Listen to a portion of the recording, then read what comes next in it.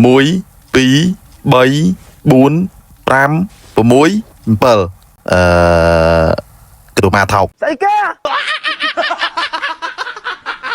វាមិនតែម៉ែណាកន្លះខែមិនតន់សូបួលង7 event ម៉ែណាមានលុយចាប់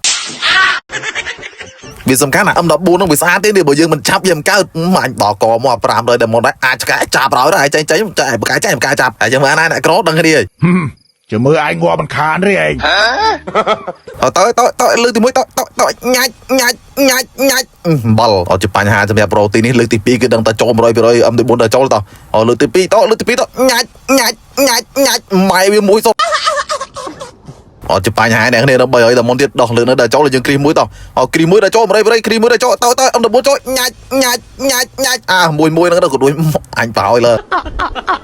ទៅលើ5ដងជាលើកចុងក្រោយអ្នកគ្នាសង្ឃឹមថាបញ្ចូលមួយចុះ M14 ក៏បានប៉ារ៉ាហ្វាល់ក៏បានដែរពីរហ្នឹងគឺចង់បានខ្លាំងមែនទែនមកអ្នកគ្នាមួយណាក៏បានដែរព្រោះខ្ញុំអត់ទាន់មានណាតោះសង្ឃឹមថាបញ្ចូលមួយបាត់ហូចូលញ៉ាច់គឺទៅមក Free Fire នៅគ្នាយើងគឺអំបលបាត់ហើយសម្រាប់គ្នាយើងទៅគាត់ចង់ top up តំបន់ចាប់ជាមួយនឹង event មួយហ្នឹងកុំភ្លេច website ឆៃ top up អ្នកគ្នា link website ហ្នឹងខាងក្រោម comment ហ្នឹងឬក៏គ្នាយើងឆាតទៅកាន់ page បកក៏បានខ្ញុំទុកនៅលើ caption ហ្នឹងដូចគ្នាតម្លៃពេជ្រគឺធូរថ្លៃខ្លាំងមែនទែនមកអ្នកគ្នាអញ្ចឹងវីដេអូហ្នឹងក៏មានតែប៉ុណ្្នឹងទេអ្នកគ្នាចាំជួបគ្នានៅវីដេអូក្រោយបាយជប់